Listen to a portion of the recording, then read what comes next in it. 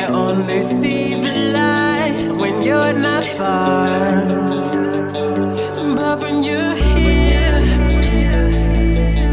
it makes all the difference when you're near. Oh, I see so much clearer. Stay like fire, so bright, burning up the whole inside and outside and inside my heart. Street lights won't get me far, just keep me under the sun. Thank you so much for clicking on today's video. This is Lex and Matt, and we are going to be talking about arguing today. So I'm really excited to be talking about this topic. I feel like we've learned so much about this throughout our marriage, throughout marriage counseling, before we got married. So I kind of just wanted to share what we've learned. We are not experts. I'm not any kind of a professional, neither is Matt. So I just kind of want to preface that in the beginning of this video. We are not licensed professionals. This is just what kind of worked for us in our marriage. One thing that I really struggle with in our relationship, and I continue to struggle with, is accusing Alexis of doing something wrong. And I never talk about how it's making me feel. I never talk about my emotions. I just blatantly state that, no, what you're doing is wrong. I accuse Alexis of doing things to me and claiming that her actions and the way she responds to certain situations is wrong. Like, it's a definitive wrong thing to do. And that would hurt her a lot. That wasn't communicating what I wanted to communicate. What I really wanted to deal with in those situations was how I was feeling, which I wasn't doing. So for me personally, in our relationship, one thing that I really noticed that I did is I would kind of use this defense mechanism that I just kind of always had growing up, is I would take what he said and the way that he said it and then focus on that and then guilt you. It wouldn't be about what he was feeling. So I would totally disregard his emotions, his feelings, and just focus on how I felt in the moment when he expressed it to me. Oh my gosh, it's hilarious. Like, you have to experience this yourself. It's funny seeing, maybe there's someone who does this that you know, but basically I would just express to her, okay, so I'm upset about this situation because this and this and this. And maybe I'm saying it in like a harsher tone just because I'm upset. Like, something made me upset, I'm going to express it in an upset way. It's hard to express things calmly sometimes. So when I was expressing it, all she could focus on was the way I was expressing. Like, well, you shouldn't communicate it to me like this. Like, you should communicate it like this. And then all of a sudden, it's flipped. Like, It became about me wanting to get an apology from her for this certain situation. And now she's trying to get an apology from me for the way I communicated it. And it takes the focus away completely from what we were talking about. Right. And I feel so invalidated by that. And it was really frustrating at the time. It was just an unhealthy cycle of us communicating. And I think that if you are able to learn how to communicate with each other, learn each other's boundaries, learn how each other really reacts to things, then you're going to be able to have those healthy arguments where you can say and you can talk and you can really resolve the problems and the issues that you may have. And I think that's something that was really important for me to personally realize in myself to help our marriage, because if I continued down that road, I can imagine the bitterness, resentment that he would feel because you weren't able to be resolved. Yeah, so for example, let's say the light was turned on and she doesn't turn it off behind her, or if there's dishes left in the sink. You know, we gave these examples, but let's say just I'm trying to hold back my feelings, I'm not really dealing with them, I'm not expressing them, I'm not getting angry either, but it's still storing up in there. And then one small thing, one more dish, one more light behind her would set me over the edge, which was not okay. So clearly I had a problem this entire time and I didn't talk to her about it. And that's another thing, don't think that you could deal with this on your own, because you can't. When you have a problem with someone, when you have an issue, and there's no issue that's too small, because I promise you that's going to hold resentment. You're going to be thinking ill thoughts about them on the side when you don't even know it. You're not even trying to, it just happens. Like, you start thinking about the way this person irritates you, and you don't want to think that. I'm married to her. Why would I want to think any negative thoughts about her at any time? I don't. So the best way to do that is to express your feelings to each other, to talk it out. Yeah, definitely. So another thing that I really learned, or we really learned throughout our marriage, is knowing each other's needs. Really making that clear on what your needs are and what your expectations are going into your marriage. I think that that's really important, because then you can look out for those things, because you can't go in blindly if you don't know, right? Like, how can I be upset with Matthew for something that he didn't know about, and vice versa? Have realistic expectations. Don't expect the other person to know how you like to deal with certain situations, because not everyone deals with the same problems, the same issues in the same way. Right. We all deal with our problems differently, and it's unfair to expect other people to know and read your mind. Go into these arguments or discussions, is kind of like what we call them, and going into them into love. We don't go into every single conversation in love. It's hard to do that, but I think one thing that I've noticed with Matthew that he does is we have 2 dogs. So he's like, I'm gonna go take out the dogs and I'll be back. So he'll kind of steam off a little bit and come to a place of humility and grace and love.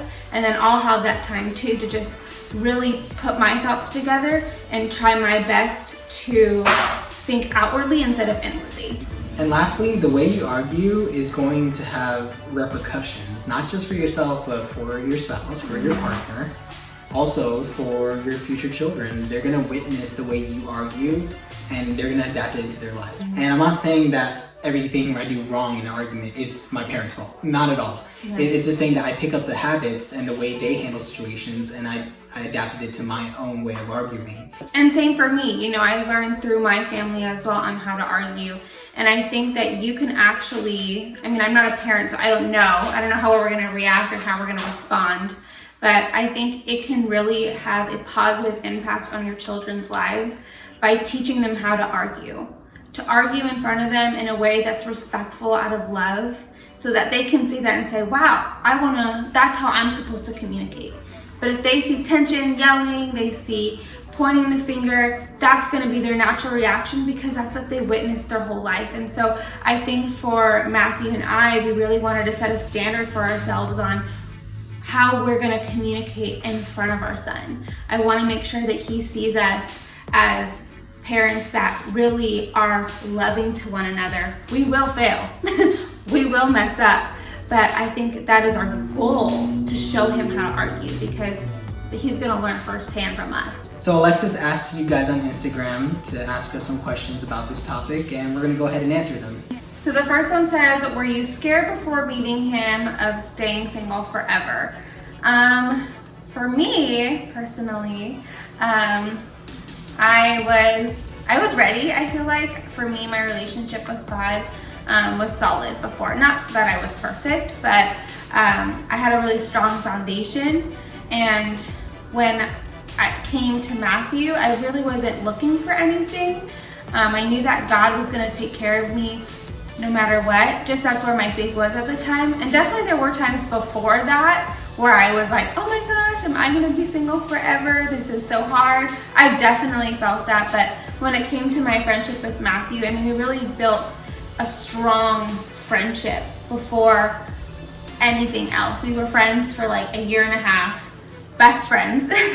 And then he asked me to be his girlfriend, and then we dated for 1.5 years, and then we got married. So I knew from the beginning that he was the one for me, especially with our friendship and just how we clicked. And God just really made that evident.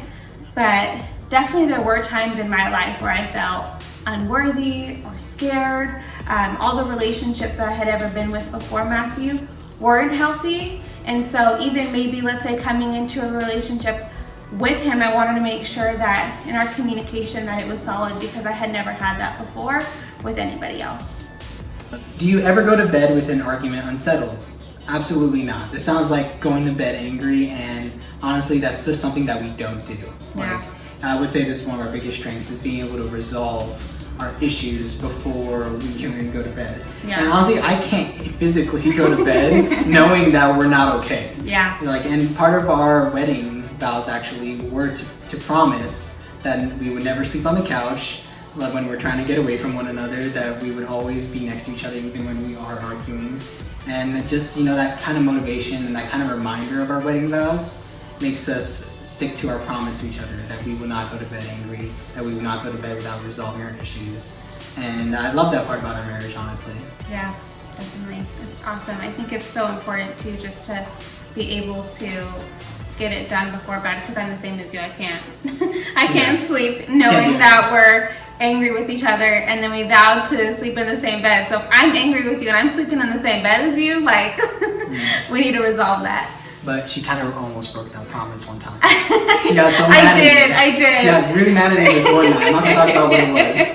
That she said, I think you should go on the couch tonight. And I was like, no, you promised me this. I called her out on it, and we were able to hash it out that night. Yeah. And we took care of business. we were able to resolve our issues that night. So it didn't happen, but we were very close one time. And I'm glad he kept me accountable too, because I was so mad. He's like, no, we're working this out. And it was 6 months into marriage. Like, we're not about to break our vow 6 months into marriage. But I'm so grateful that he did that, and I think that that's something that I love about our marriage too. Is like we really keep each other accountable with those things, and you were just like, no, we need to work this out. This was in our vows, and I really want to make sure that we're on the same page and we're really working through this. Next one is, do you find arguing healthy? And yes, I definitely find arguing healthy. It's important to argue in the right way.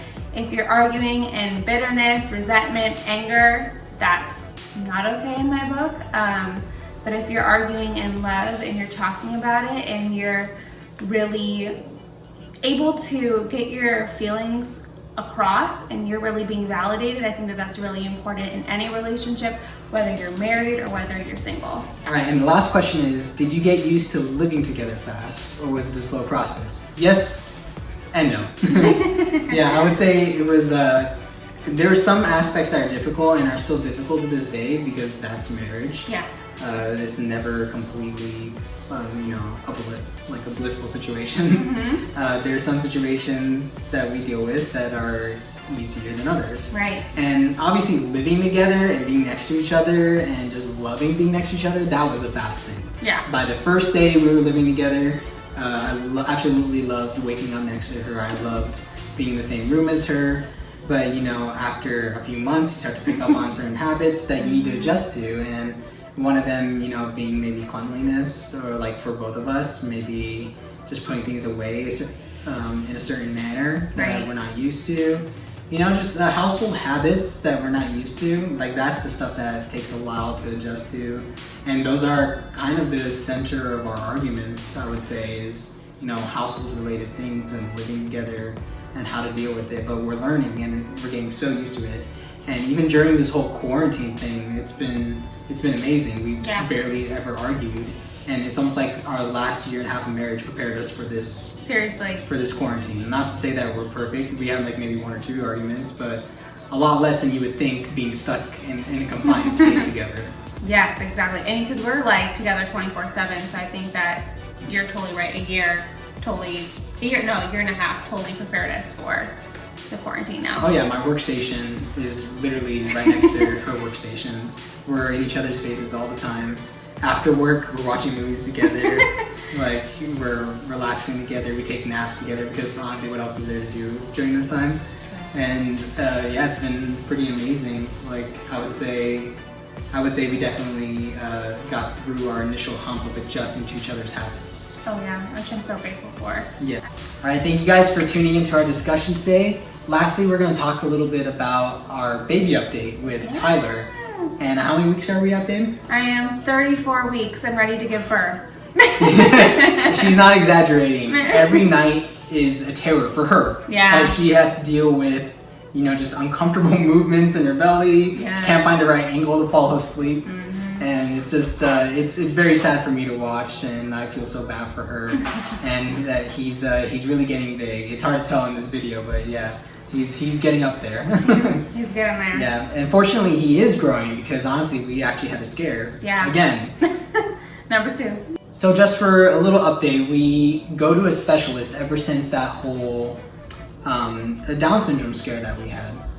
We were a little bit worried about a couple other things afterwards, unfortunately. One of them being that our child seemed to be behind in growth. Yeah. And from week, 25, 26, They were saying that he was 2 weeks behind. He was falling behind by 2 weeks.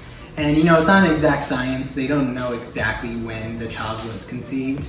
They're just going based on your last period before pregnancy, I guess. And so I don't know how valid that is, but regardless, it did concern us. So we've been going to a specialist still, and they've determined that he's still 2 weeks behind. So the fact is, he is 2 weeks behind from his actual expected growth rate, and he's been constantly 2 weeks behind. So that means he's growing on time, and that just maybe the date's wrong, or he's just on the smaller side. Because I'm honestly not a tall person, neither is she. I'm 5'7", she's 5'1", 2? 5'1", 5'1", I don't even know. Yeah. Something around there. Yeah, we're not tall people, so it's to be expected. They would be concerned if, let's say, I was like a 6-footer like my dad or something. Yeah. And he was that small, or she was taller too. Yeah. But like right now, it seems like everything's fine, so nothing to be afraid of. Yeah, so we're really grateful for that. I think for me, I was just freaking myself out. I was like, oh no, not again, not another scare. I know. But I think it's been really cool just to see how God has just been preparing us to be parents for Tyler, and just really setting us up in that way. So I feel like it's definitely, again, increased our faith and just helped us rely on God more.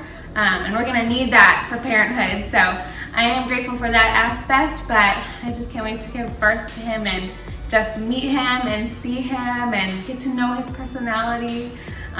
So I am so grateful that he is still growing. That definitely was a scare for me. Every single time I go to the specialist, I'm like, please be growing, please make, these different milestones and these leaps, and he keeps growing. So that's really awesome. I'm really proud of him for doing that. And so I should be giving birth soon, so I'm so excited for that. Yes, we're very excited, and thank you so much. Keep us in your prayers, or, Yes. Whatever you believe in, please just put us in your hopes and your thoughts, please. Definitely. Yeah, and thank you so much for watching. Go ahead and hit that like button if you enjoyed our video. If you want to see more content, go ahead and click that subscribe button as well, and we hope to see you guys again soon. See you soon. Bye. Bye.